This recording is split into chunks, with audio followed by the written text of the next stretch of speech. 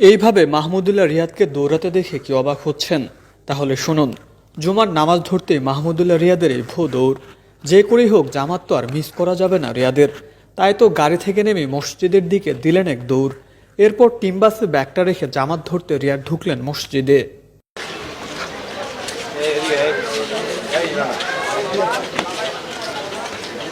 জুমার নামাজ পড়ে অনুশীলন শুরু করবে ফরচুন বরিশাল।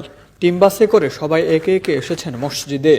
কিন্তু মাহমুদুল্লাহ রিয়াদের দেখা মেলেনি। এক্সট্রা একটা মাইক্রোবাসে করে এসেছেন মাহমুদুল্লাহ রিয়াদ। গাড়ি থেকে নেমে কাউকে না দেখে দিলেন এক দৌড়। এরপর জুমার নামাজ আদায় করতে গেলেন মসজিদে। এইদিকে বরিশালের বাসটা সবাইকে নিয়ে এসেছেন ঠিক মসজিদের সামনেই। সবার আগে দেখা গেল তামিম মুশফিককে। মুশফিক নামাজে আসবেন আর জোব্বা পরে আসবেন না, তা কি করে হয়? এরপর একে একে আহমেদ শেজাদ, মোহাম্মদ ইমরান, আকিব জাবেদ সহ দেশি ক্রিকেটাররা ঢুকলেন মসজিদে নামাজ আদায় করতে।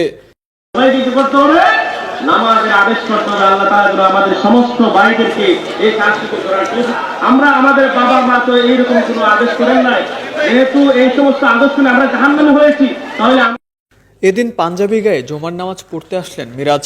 মসজিদে প্রবেশের আগে এক ভক্তকে দিয়ে গেলেন অটোগ্রাফও। ভাই আসসালামু আলাইকুম। ওয়ালাইকুম আসসালাম। ভালো আছেন ভাই? ভালো আছেন? জি আলহামদুলিল্লাহ। ভালো আছেন?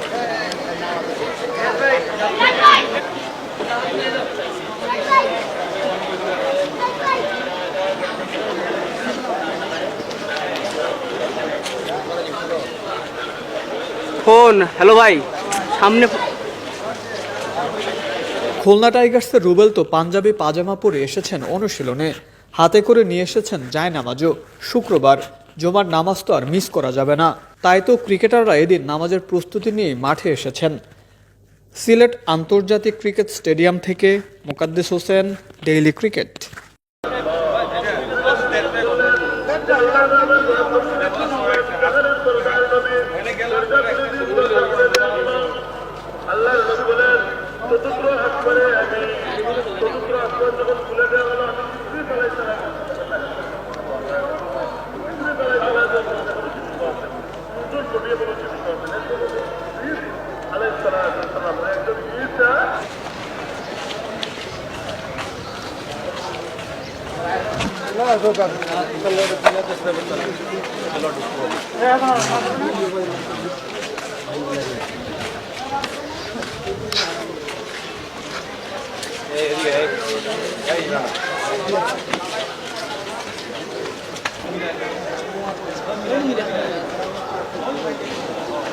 এই ফোন ভাই।